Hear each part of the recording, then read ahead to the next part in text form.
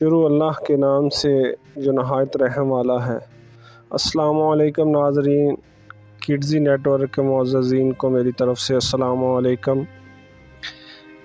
ایک دفعہ کا ذکر ہے کہ ایک شخص اپنی پیداوار کے 3 حصے کرتا تھا۔ ایک حصہ اپنے کھانے اور بال بچوں کے کھانے کے لیے، ایک اللہ کی راہ میں خرچ کرنے کے لیے نکلتا اور ایک حصہ اپنے باغ کی دیکھ بھال کے لیے رکھتا۔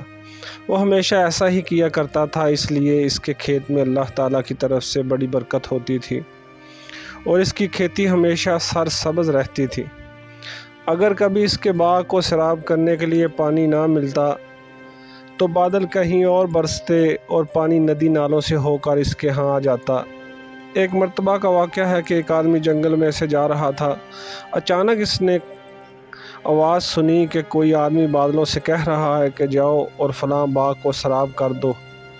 بادلوں کو حکم دینے والے شخص کو باغ کے مالک کا نام بھی لیا، چنانچہ وہ بادل وہاں سے ہٹ کر ایک پتھریلی زمین پر خوب موسلا دھار بارش برسائی۔ وہ پانی بہہ کر ایک نہر میں جا پہنچا۔ وہ نہر اس آدمی کے باغ میں آتی تھی۔ اب وہ آدمی جو جنگل میں بادلوں کا منظر دیکھ رہا تھا، وہ اس شخص سے بہتے ہوئے پانی کے ساتھ ساتھ چل پڑا، یہ دیکھنے کے لیے کہ آخر یہ پانی کس باغ کو سیراب کرتا ہے، آخر یہ ماجرا کیا ہے اور یہ کسی بزرگ کی کرامات ہیں۔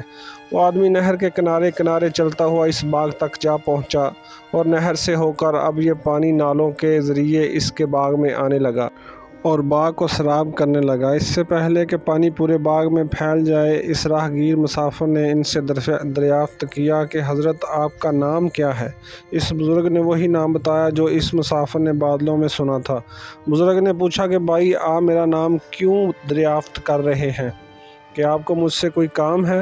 اس مسافر نے بتایا کہ میں جنگل سے گزر رہا تھا، وہاں میں نے ایک عجیب منظر دیکھا کہ کوئی آدمی بادلوں سے کہہ رہا تھا کہ وہ آپ کے باغ کو جا کر سیراب کر دیں۔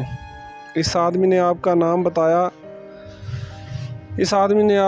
بتایا تھا۔ وہ بادل کہیں اور برسا لیکن نہر کے ذریعے آپ کے باغ میں آ پہنچا۔ یہ عجیب و غریب منظر دیکھ کر اس کی حقیقت جاننے کے لیے اس سے بہتر پانی کے ساتھ ساتھ چلتا آیا کہ دیکھوں کہ وہ کیسے بزرگ ہیں جن پر یہ خاص نظریے ہیں، رحمتیں ہیں۔ پھر اس مسافر نے پوچھا کہ حضرت آپ کیا کرتے ہیں؟ اس باغ کو سیراب کرنے کا غیبی انتظام ہو جاتا ہے۔ اس پر ان بزرگوں نے بتایا، اس باغ سے مجھے جو کچھ بھی ملتا ہے اس کے 3 حصے کرتا ہوں۔ ایک حصہ اپنی اولاد کے لیے، ایک حصہ اللہ کی راہ میں خرچ کرتا ہوں اور ایک حصہ باغ کو دیکھ بھال کے لیے۔ اس لیے جب بھی میرے باغ کو پانی کی ضرورت ہوتی ہے، جو قدرت کی طرف سے اس کا انتظام ہو جاتا ہے۔ عزیز دوستو، سچ یہ ہے جو اپنی حلال کی کمائی کا کچھ حصہ اللہ کی راہ میں خرچ کرتے ہیں، وہ کبھی رائیگاں نہیں جاتا۔ بے شک اللہ بہترین بدلہ دینے والا ہے۔ اللہ پاک ہم سب کا حامی و ناصر ہو۔ اللہ حافظ۔ اگر آپ کو یہ سٹوری اچھی لگی ہو تو پلیز میرے چینل کو لائک اور سبسکرائب ضرور کر دیجیے گا۔ اللہ حافظ۔